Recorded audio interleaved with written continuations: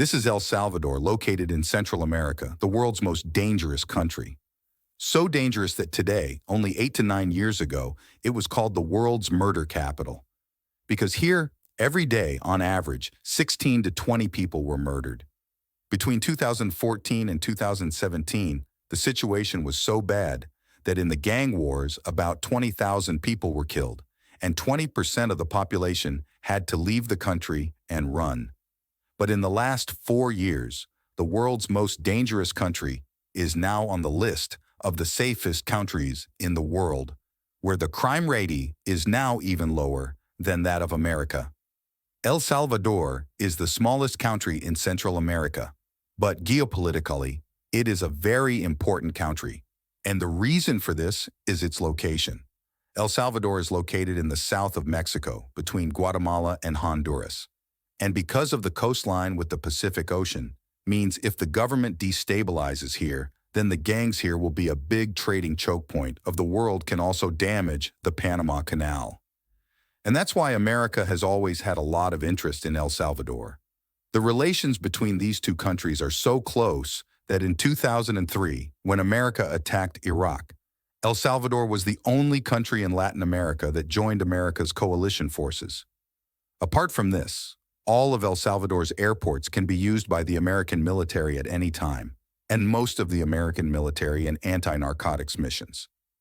Today, if you go to El Salvador, you will not even be able to imagine the beauty and peace there. A few years ago, this country was a victim of terrible violence. And this violence has something to do with El Salvador's history, as well as something that many of us drink every morning, and that is coffee. In the beginning of the 19th century, the coffee industry of El Salvador was on a boom.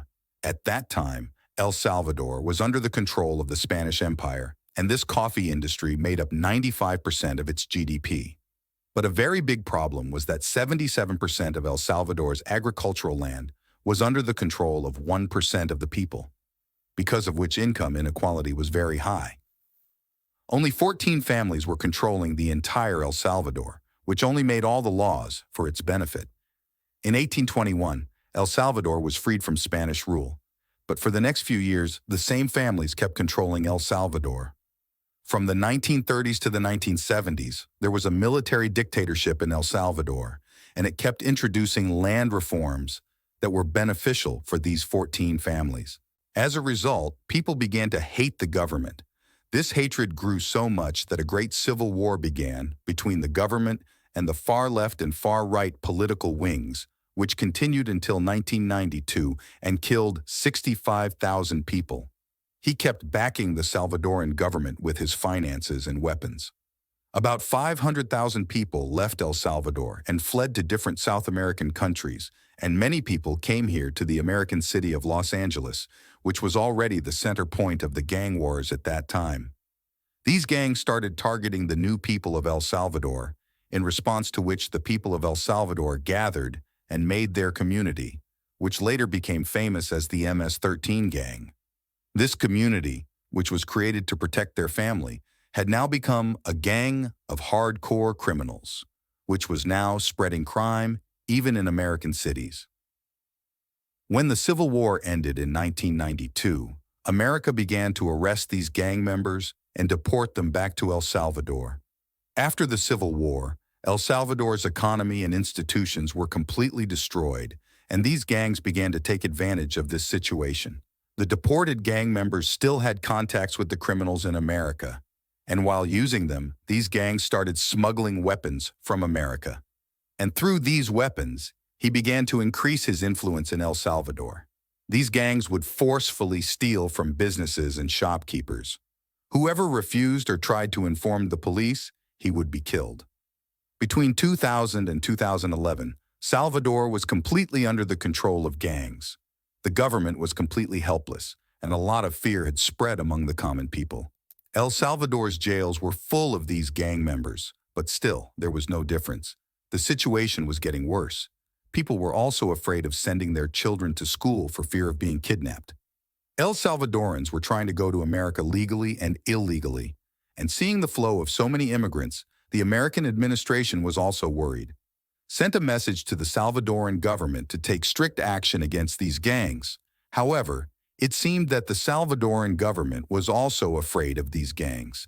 In 2015, the Salvadoran government passed a law in which gangs were declared a terrorist group. And even for ordinary gang members who commit crimes, a 60-year sentence was announced. But still, there was no difference in the crime rate. The government even tried to negotiate with these gangs, but all tactics failed. People were very angry with the government. In 2019, a young social media political activist became very famous among people. His name was Nayib Bukele, El Salvador's capital, San Salvador's mayor. And he spoke openly about the deteriorating law and order situation in El Salvador. And he criticized the government for keeping a soft approach. According to him, there was only one way to bring down the crime rate of El Salvador: that the government should have a zero-tolerance policy on gangs. People were very fond of his viewpoint. And as a result, Bukele in 2019 with a 53% vote. And this is where the transformation story of El Salvador begins. As soon as Bukele came to power, he started working on his plan. First of all, he presented a bill to the Assembly to take a $19 million loan from America, which the legislators rejected. In response, the government forces entered the Capitol building and threatened the legislators. And finally, on public pressure, the Assembly granted a loan. Bukele did two things with the aid from the United States. One, he built a maximum security prison for 40,000 prisoners on 4 and 10 acres. Second, he gathered 38,000 police and 24,000 soldiers and made a joint force. This force patrols the cities of El Salvador every day and arrests gang members by racking. And they were sent to this 410-acre maximum security jail. There was pressure on the gangs, but there was no significant difference in the crime rate. But then in March 2022, a great gang war began, in which almost 100 people were killed in 3 days. Bukele immediately passed a special exemption bill from the Assembly, according to which the government forces could arrest any person for the next 30 days. They could search his house, and even in some cases, they were given the right to shoot to kill. For 30 days, the case of any person who was arrested could not run in any court. In the next few months, 70,000 people were arrested. Those who tried to resist even a little were shot there. By the end of 2022, the murder rate in El Salvador had fallen by 56%. And in 2023, the crime rate in El Salvador had also dropped from America. Today, the people of El Salvador are freely roaming in the markets. There is no one to threaten businesses and shopkeepers or to collect from them. And all this credit goes to Nayib Bukele, whose approval rating has crossed 90% in just 2 years. Many leaders of Latin America are now thinking of adopting policies like Bukele to control the crime rate. But many analysts think that El Salvador had to pay a heavy price to end the crime rate. And the price is that the attorney has now come to an unquestionable power. The special executive law passed for 30 days has been extended 22 times, and to date, it is active, because of which, today, 2% of El Salvador's population is in jail, and no trial has yet been started. According to local journalists, there are many innocent people in these arrested people whose family does not even know which jail they are in, whether they are alive or not. This is Mijia, whose daughter has been taken by the forces for 1.5 years, and she still does not even know which jail she is in. There are thousands of other cases like this that show that this law is proving very dangerous for many people. In January 2022, Bukele's forces raided the offices of prosecutors investigating corruption charges against his government, and they were so scared that 4 investigators ran away, leaving El Salvador, and all these cases were suppressed. On the one hand, no doubt Bukele has made El Salvador's miraculous transformation, but on the other hand, he has become so powerful in this whole process that his government is not even accountable to the courts. But maybe it was necessary to do all this to get this peace. Bukele will tell us how this unquestionable power will prove for El Salvador in the future in the coming time. Do you think the best way to control the crime rate in El Salvador is the best way, or is it a very cruel way that can have consequences in the coming days? Do give your opinion in the comments below because we read your comments with great interest. These are all the sources from which we have consulted for this video.